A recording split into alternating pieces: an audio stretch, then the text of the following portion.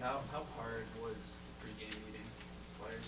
I don't think am I allowed to talk about this or no? Yeah, not about the trade, he can't acknowledge it. It hasn't happened yet. I mean, different mood to this game, I guess we can say. You only had 10 players, I guess, or 9, or however many. Did it feel different? Yeah, it always feels different. I think the league should consider making the trade deadline, at the All-Star break.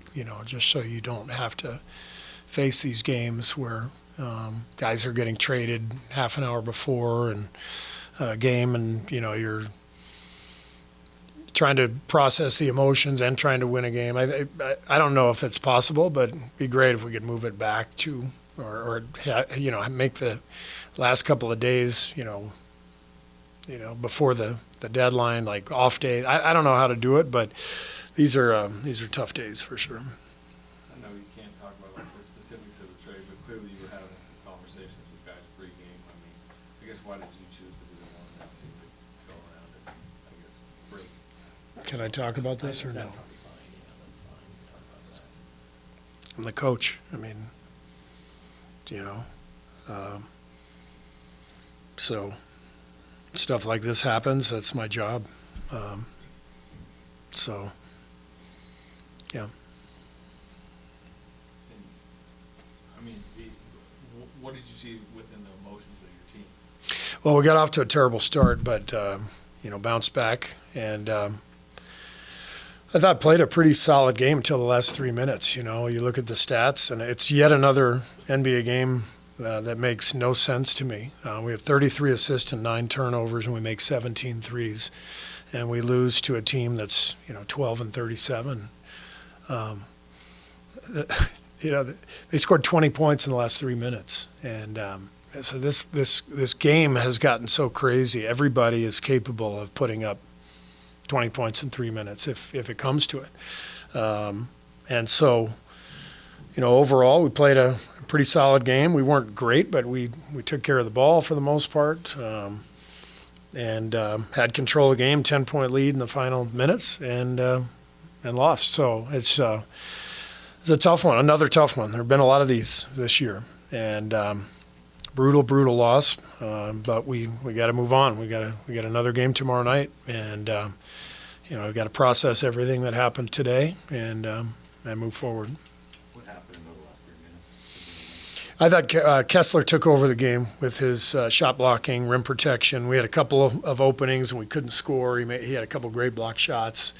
We had the one turnover. I think Steph was trying to hit Dre in the lane, but basically the turnover and the block shots led to layups or threes, and I thought we had at least 2 fouls also, like up 10, 3 minutes left. They're bringing the ball down totally away from the play. We foul, we're in the bonus, and then they get free throws and the clock stops. So, that you can't close a game that way. You have to defend without fouling. You have to guard the three-point line. And you've got to get good shots. But again, I thought we generated a couple of decent looks. Steph made a couple of big ones down the stretch. But Kessler's shot blocking, and then Clarkson kind of taking over down the stretch. George hit the big 3, so they earned it. And they've had a tough season. Just playing where they are organizationally, and so happy for Will and his team. That's they don't get many nights like this to celebrate, and they deserve it because they played their ass off the last 3 minutes. Was there any real pregame routine? I mean, No. Yeah, there wasn't. A meeting or anything? No. We had, our guys were in the locker room getting ready to play, and all of a sudden, we're saying goodbye. Has you, even in your playing days, experienced one quite like that at that time of, a game? You mean in terms of The pregame? timing of, I know you did one post-game, or that was. No, a few years ago in Brooklyn, pregame, Alec Burks and Glenn Robinson got traded, and so a similar set of circumstances that year. Without getting into specifics, how difficult was that for you? And Anthony's question about you talking to players just an hour before the game. It's tough. You develop these relationships with guys, and you know, they give you everything and commit to the team, and they've got families. You know, Wiggs just had a baby boy last week. Girls in school. You know, Wiggs is one of my favorite players I've ever coached. Just a beautiful soul, just a wonderful human being, and you know, we don't hang that banner in 22 without him.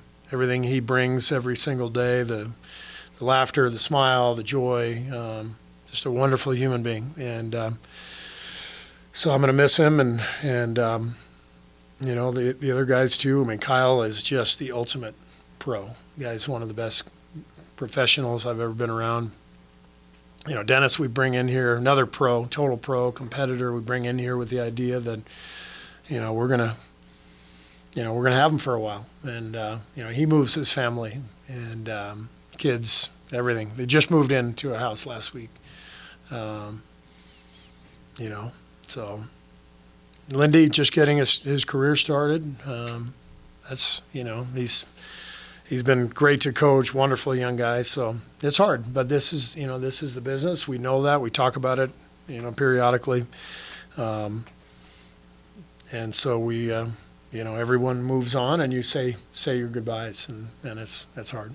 Without mentioning a name, the potential person coming in is a pretty high impact person, player, personality. Is this going to be a big deal?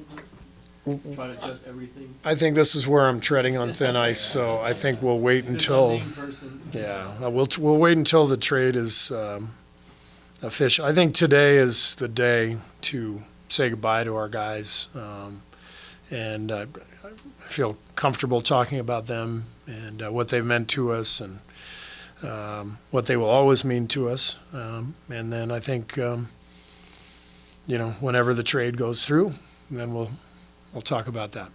You called Wiggins one of your favorite guys you've ever coached, and was curious, I mean, I don't know what you want to share about your conversation, but how tough was that particular? Yeah, rather not share that. Is there a protocol when guys get traded, kind of when you're at the stadium, you say bye, they go back to the hotel, or anything It's like that? nobody knows what to do. You know, it's crazy. We're lucky we have Eric Hausen, who runs our travel. He got everything organized for those guys. I think they all went back to the Bay, and but there's no protocol. Why did you sort of reboot within an hour to coach a game? You just do. You don't have any choice, and you know, big game. We needed the game, and that's what makes this, you know, such a tough day. You know, for all of us. You know, it's like you go through that, and then, you know, at least win the game. You know, so it's a really tough day. So, but tomorrow's a new day, and we'll keep pushing forward. If you can change something about the trades, what would you like to change? I mean, Yeah, I can't talk about it. Yeah, sorry. Steve, this has obviously happened a few times this year where you guys have Yeah. lost leads late. Yeah. What, do you see a thread? Do you see, I mean, what have you tried to do? What can you do? It's always, you know, it's always little things. It's execution. It comes down to execution, you know. So tonight, I think about the 2 fouls away from the ball when they're in the bonus. We just give them trips to the line. You know, I think about, you know, turnover, a couple tough shots that lead to, you know, transition at the other end. I didn't think it was anything egregious, but it's the little things. And like I said, everybody these days, every team in the league is capable of scoring 20 points in 3 minutes. So you leave the door open just a sliver, and that's all it takes. So different world, different league now. Cool. Great. Thank you.